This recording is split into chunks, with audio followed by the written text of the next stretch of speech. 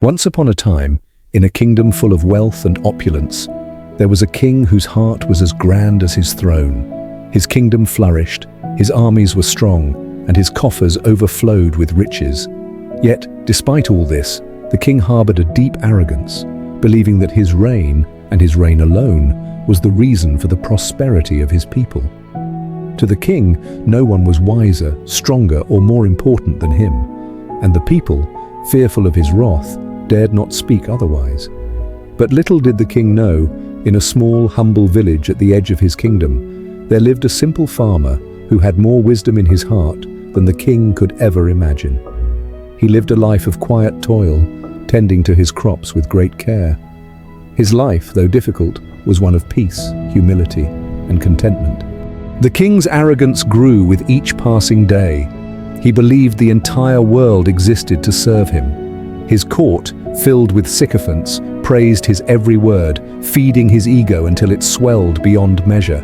One day, as the king sat on his majestic throne, he looked out over his kingdom and declared, "I have made this land what it is today. Without me, none of this would exist. I am the greatest ruler the world has ever known." The people, while grateful for the king's rule, knew better. They understood that true wisdom did not reside in the king's palace, but in the heart of one who worked humbly and earnestly, like the farmer in the village. Yet they dared not speak up. In contrast, the farmer, though poor in material wealth, was rich in something far more valuable: humility. His hands, weathered by years of labor, caressed the soil as he worked the fields. He lived with a simple grace, finding joy in the quiet rhythm of his work, never asking for more than he needed. The farmer saw his role in the world as important, but he knew his limits. He never sought power, never sought to be greater than he was. To him, contentment came from knowing his place in the grand tapestry of life. One day, tired of hearing praise for his great reign, the king decided to put his wisdom to the test. He called his court together and declared, "I will grant a reward to anyone who can prove themselves wiser than me. No one, no matter how humble, will challenge my intelligence. Let them try, if they dare." A hush fell over the court. None dared to accept the challenge, for the king's wrath was legendary.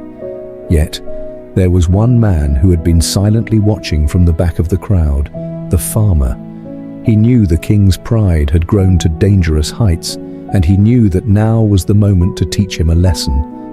With quiet determination, the farmer stepped forward. "I will accept your challenge, my king," the farmer said calmly. Laughter erupted in the court. "A farmer?" the nobles mocked. "What wisdom can he have to challenge our great king?" But the farmer stood tall, undeterred by their jeers. "I do not claim to be wiser than you, my king.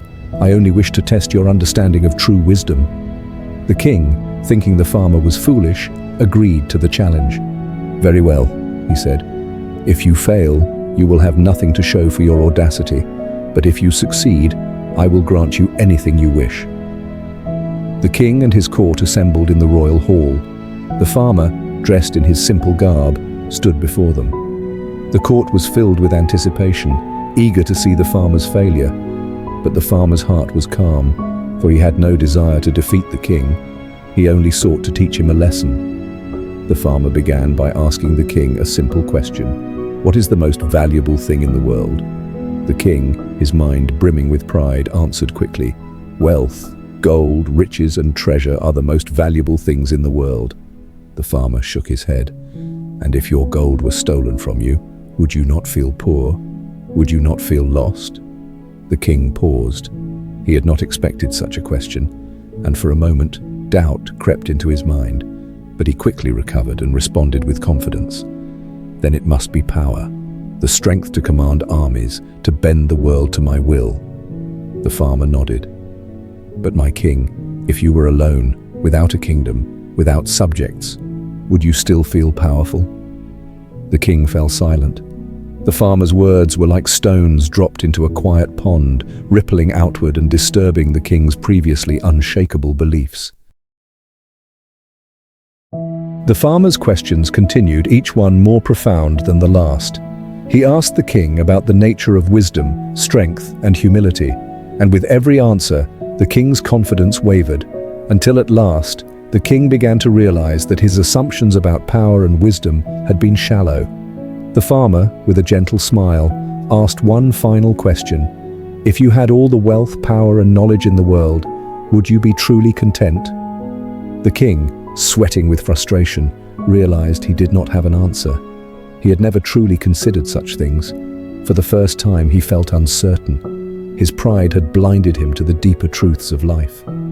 That night, the king walked alone in the palace gardens, his mind in turmoil. The words of the farmer echoed in his mind. He realized that all his life he had chased after things that were fleeting: wealth, power, fame, but none of these had brought him peace. In fact, they had only made him more restless, more arrogant, and more disconnected from the truth of his own existence. In the stillness of the night, the king felt a deep longing. He yearned for something more, something beyond the grandeur of his throne. He sought wisdom, but the answers had not come from his advisors or his court. They had come from the humble farmer. The next morning, the king sought out the farmer. He found him working in the fields, as always, with his hands in the earth. The king approached, humbled and ashamed. "Farmer," the king said, bowing his head, "I have learned a great lesson from you. I thought that wisdom was found in wealth and power, but now I see that true wisdom lies in humility and understanding one's place in the world. Please, teach me what you know." The farmer smiled, and without hesitation, he offered the king his greatest lesson. "True wisdom, my king, is understanding that we are all part of a larger whole. Power is fleeting, but humility and kindness will endure." The king, moved by the farmer's words, promised to rule with compassion and wisdom from that day forward. His arrogance melted away, and his reign became one of fairness and humility.